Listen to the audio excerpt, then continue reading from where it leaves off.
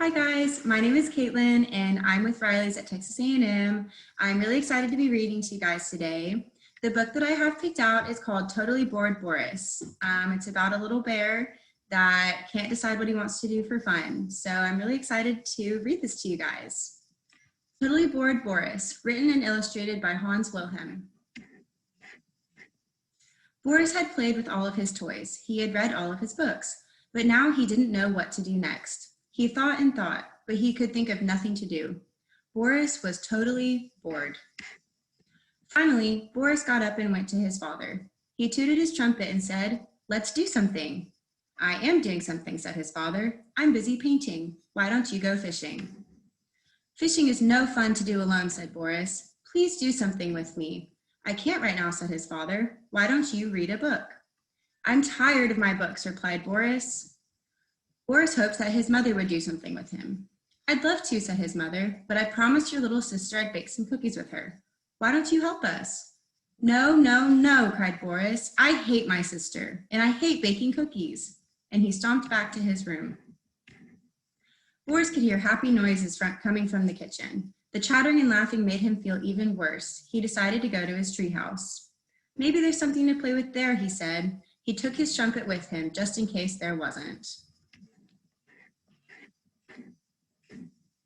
But as soon as Boris had climbed up the tree, he saw that there was nothing to do. It was as boring as being back in his room.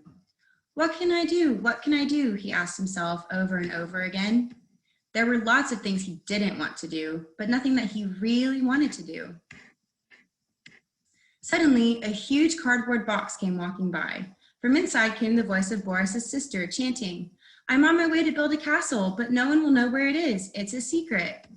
From his tree, Boris could see exactly where she was going. Building a castle, he thought. What a boring idea. If I had that box, I'd make a spaceship out of it. He kept watching as his sister and her friends began their work. Soon, Boris saw everyone pasting cutouts and buttons on the castle and painting pictures on the walls. Boris knew what he would have done instead. A spaceship would need rockets and aerials and lots of other things. Then he remembered that he was much too bored to do anything anyways.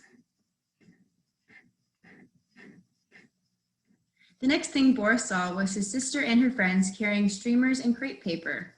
"I guess they're going to have a party," Boris thought. "So what? I hate parties." But he kept watching them from his treehouse. "Mother gave us all her old jewelry and clothes to play dress up in," his little sister said very loudly as she passed under Boris's tree a few minutes later. "I'll be a princess, but you won't see it," she added. Of course he would see it, Boris thought to himself, and he acted as if he weren't even interested.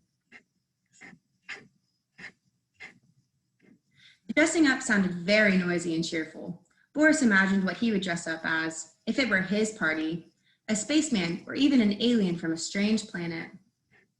But then Boris saw that the others were having a good time anyway. They made him feel more out of sorts than ever. When they posed so the princess could take a snapshot, Boris threw twigs down at them, but they were having too good a time to notice. Then his sister said to her friends, "Now let's have a party." "Oh no, I mean a royal feast," remembering that she was now a princess. She walked proudly by Boris's tree again, this time carrying a bowl filled with warm cookies. The sweet smell of the freshly baked cookies drifted up to Boris's treehouse. The pitcher of juice made him feel thirsty, but nobody paid any attention to him. They were too busy laughing, eating, and having a good time together. "This is too much," said Boris. Boris couldn't bear it any longer. He picked up his trumpet and blew it as loud as he could. "What?" Then again, and again. "What? What?"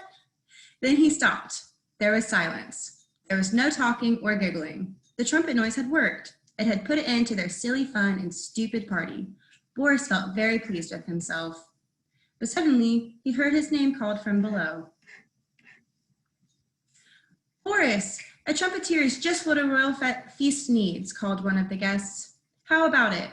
Will you be the king's trumpeter?" Boris was about to say something very rude, but then he thought for a moment and said, "Maybe I could be the trumpeter, but I'll only do it if I get 20 cookies. "How about 3? Asked his sister, looking at the almost empty bowl. "Okay," said Boris. "That's a fair price." And he climbed down from the tree. The party turned out to be fantastic. The trumpeter trumpeted, the king drummed, the royal court danced, and Boris forgot all about his boredom and nothing to do's. But he did not forget about the cookies, which the princess had saved especially for him. Okay, that is the end of our book. Thank you guys so much for reading along with me. I hope you enjoyed reading about Bored Boris as much as I did.